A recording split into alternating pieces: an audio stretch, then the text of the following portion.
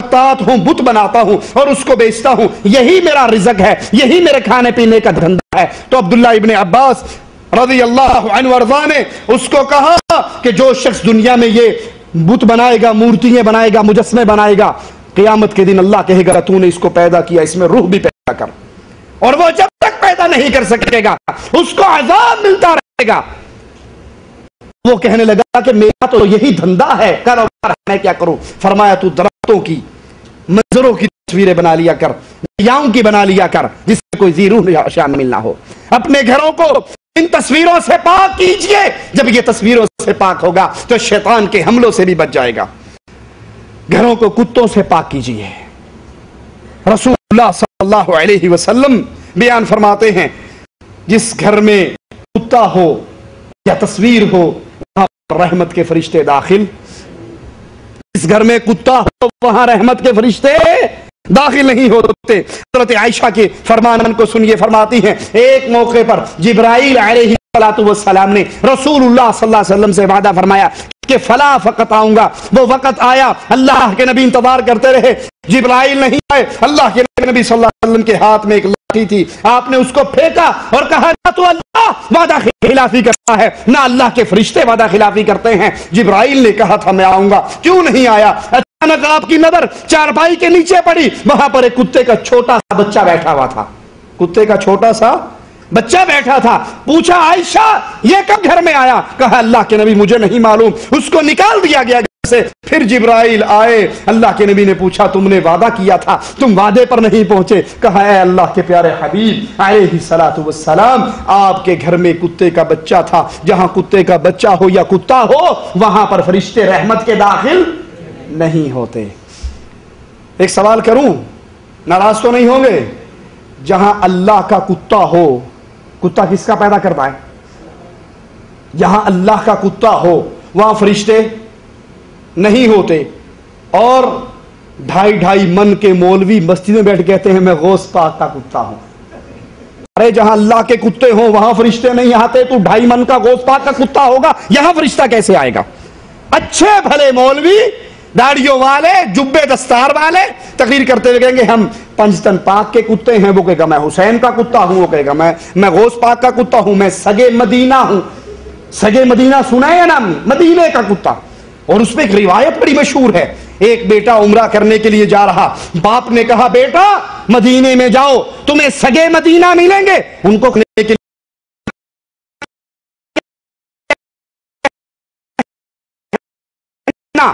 نہ مارنا، نہ تنگ کرنا، یہ اولیاء اللہ ہیں جو وہاں پہ گھومتے رہتے ہیں۔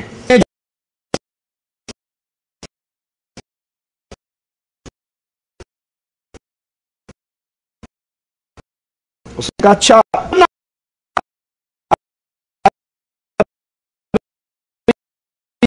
یہ مدینے میں بیٹھا بیچارہ روٹی کھانے کے لیے کتا آ کر بار بار اس کو تنگ کرے، یہ بھگائے وہ پھر تنگ کرے، یہ پھر بھگائے وہ پھر تنگ کرے، غصے میں نہیں برداشت ہوا تو ڈنڈا مارا اس کے زور سے، کتا بھاگ گیا۔ یہ واپس انڈیا جب پہنچا تو بابا نے کہا بیٹا میں نے نہیں کہا تھا تمہیں کہ ان کتوں کو تنگ نہیں کرنا؟ وہ جو سگے مدینہ ہیں، قاسم علی ننوتوی صاحب بھی اپنے آپ کو سگے مدینوں میں شمار کرنے کی دعا کرتے ہیں، طاہر القادری بھی اپنے آپ کو سگے مدینے میں شمار کرنے کی دعا کرتا ہے۔ کہا بابا روٹی کھا رہا تھا وہ باز ہی نہیں آ رہا، بابے نے اپنی کمر سے کپڑا اٹھا کر کہا دیکھ وہ جو ڈنڈا مارا تھا نا ابھی تک نشان ہے، یہ بڑا پہنچا ہوا ہے، بغیر ٹکٹ کے پھیرا مارا تھا۔ اللہ کے نبی کے گھر میں اللہ کا کتا فرشتہ نہیں آیا، اور جہاں غوث پاک کا کتا ہو وہاں فرشتہ آ جائے گا۔ انسان کو اللہ نے اشرف المخلوقات بنایا، ان مولویوں کو اللہ ہدایت دے جو اپنی نسبت انسانیت سے توڑ کر جانوروں اور کتوں کی طرف کرتے ہیں۔ اپنے گھروں کو کتوں سے پاک کرو۔ کئی گھروں کو آپ نے دیکھا ہوگا جہاں بڑے بڑے پیروں کی تصویروں کے پوسٹر لگے ہوئے اور اس کے نیچے لکھا ہوا سگے مدینہ، یہ مدینے کا کتا، یہ بغداد کا کتا، یہ کوفے کا کتا، یہ بریلی کا کتا۔ ارے بھائی کتا کتا ہے، کتا کتا ہے، مدینے کا کتا، سگے مدینہ۔ محمد علیہ السلام کی چرپائی کے نیچے بیٹھا جبریل گھر میں، جب تک اس مدینے کے کتے کو گھر سے نہیں نکالا گیا فرشتے نے قدم۔ اللہ کے نبی صلی اللہ علیہ وسلم فرما رہے ہیں، صحیح بخاری اور صحیح مسلم کے اندر یہ روایت موجود ہے، اللہ کے نبی صلی اللہ علیہ وسلم فرماتے ہیں کہ جب تک جبرائیل کہتا ہے جب تک اس کتے کو نہیں نکالا گیا ہم داخل نہیں ہوئے، کتا نکلا تو فرشتے داخل ہوئے۔ رسول اللہ صلی اللہ علیہ وسلم فرماتے ہیں اس حکم سے شکاری اور حفاظتی کتے ان کا استثناء ہے، وہ اس سے الگ ہے۔ اگر کسی نے شکار کے لیے کتا پالا ہے یا اپنے جانوروں کی حفاظت کے لیے کتا پالا ہے وہ اس حکم سے الگ ہے۔ اور اسی طرح اللہ کے نبی نے فرمایا سیاہ کتے کو دیکھو، سیاہ کتے کو دیکھو اسے قتل کر دو، کیونکہ سیاہ کتا شیطان ہے۔ کون فرما رہا ہے؟ محمد الرسول اللہ۔ صحیح مسلم کے اندر حدیث ہے، صلی اللہ علیہ وسلم فرماتے ہیں سیاہ کتے کو دیکھو تو قتل،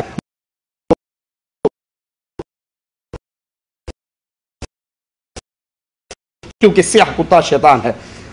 اپنے گھروں کے اندر نفلی نمازیں کثرت سے پڑھو۔ عبداللہ ابن عمر سے روایت ہے، فرماتے ہیں رسول اللہ صلی اللہ علیہ وسلم نے فرمایا اپنی نمازوں کا کچھ حصہ اپنے گھروں میں آ کر ادا کرو، اپنے گھروں کو قبرستان نہ بناؤ۔ صحیح بخاری و مسلم کی ہے، اپنے گھروں کو قبرستان نہ بناؤ۔ کیا مطلب؟ جہاں قبر ہو وہاں نماز۔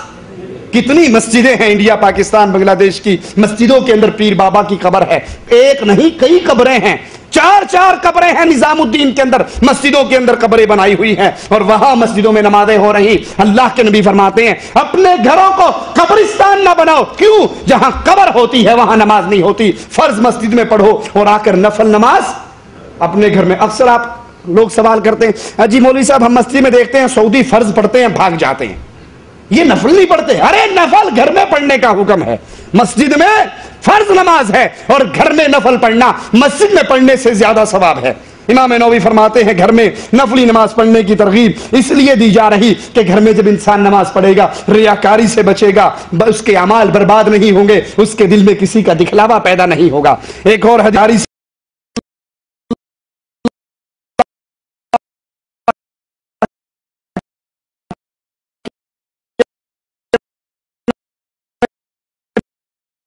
فرماتے ہیں اے لوگوں اپنے گھروں میں نفل نماز پڑھو، کیونکہ فرض کے علاوہ آدمی کی افضل نماز وہ ہے جو اپنے گھر کے اندر ادا کرتا ہے۔ ابو موسیٰ اشعری فرماتے ہیں جس گھر میں اللہ کا ذکر ہوتا ہے اور جس گھر میں اللہ کا ذکر نہیں ہوتا اس کی مثال زندہ اور مردہ کی مثال ہے۔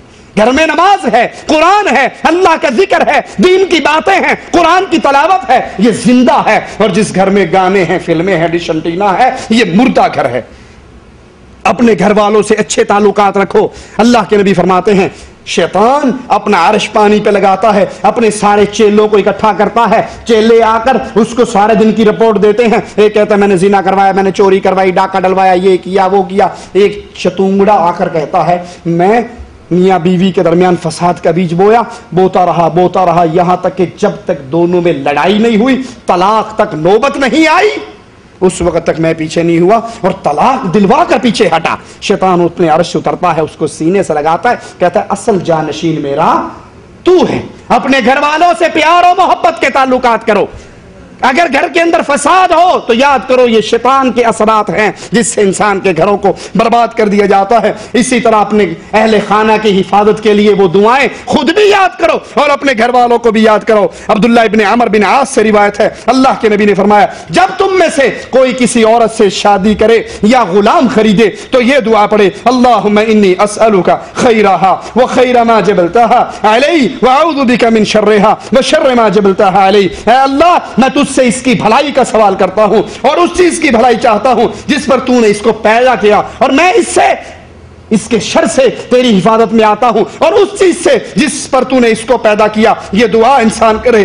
اسی طرح حدیث میں آتا ہے اپنی بیوی کی پیشانی کو پکڑ کر یا خادم کے بارے میں برکت کی دعا کرے، جانور خریدے تو اس کے بارے میں برکت کی دعا کرے، اور دلہا کو چاہیے جب وہ شادی کرے تو پہلی رات اپنی بیوی کے ساتھ آ کر 2 رکعت نماز پڑھے، نماز پڑھ کے اپنی اس زندگی کا ابتدا کرے۔ عبداللہ ابن مسعود فرماتے ہیں جب تمہاری بیوی تمہارے پاس آئے تو تم مجھ سے کہو کہ تمہارے پیچھے وہ 2 رکعت نماز پڑھے، اور پھر اللہ سے دعا کرو اللہم بارک لی فی اہلی وبارک لہم فیا اللہم اجمع بیننا ما جمعت بخیر۔ یہ دعا پڑھے جب بیوی گھر میں آئے تو کیا دعا پڑھو؟ یہ عبداللہ ابن مسعود جو سکھا رہے ہیں، اور ماشاءاللہ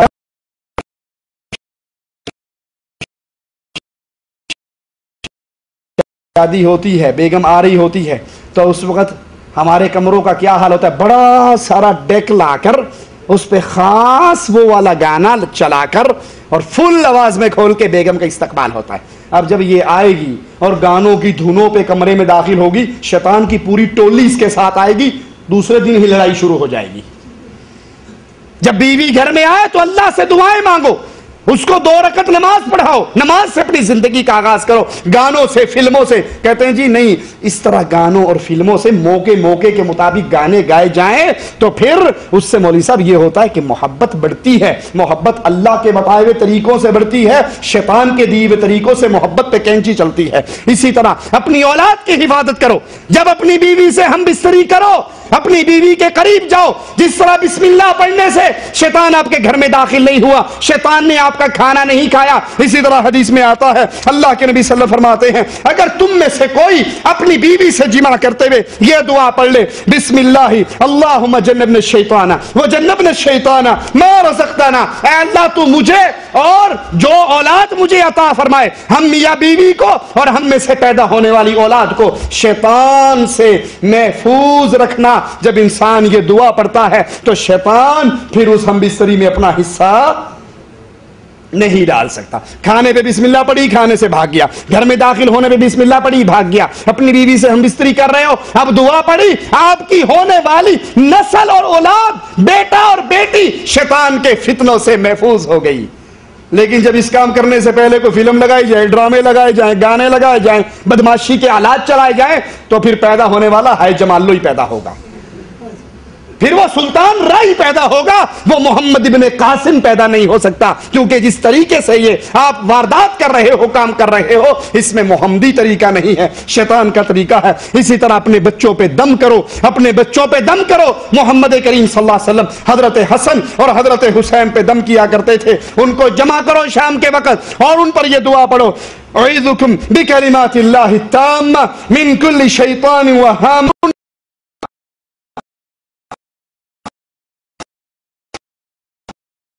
وَمِن كُلِّ عَيْنٍ لَامَّةٍ، کہ میں تمہیں اللہ کے کلمات تامہ کے ساتھ ہر شیطان، زہریلے کیڑے اور ہر نظر بد سے میں اللہ کی پناہ میں چاہتا ہوں. اپنی اولاد پہ دم کرو، ان کے لیے دعائیں کرو، گھر میں داخل ہوتے وقت دعائیں کرو. یہ وہ طریقے ہیں جن پہ عمل کرنے کے بعد ہمارے گھر انشاءاللہ شیاطین سے، جنات سے، جادو ٹونے سے اور تمام فتنوں سے بچ جائیں گے، محفوظ ہو جائیں گے. اگر ہم محمدی طریقے پہ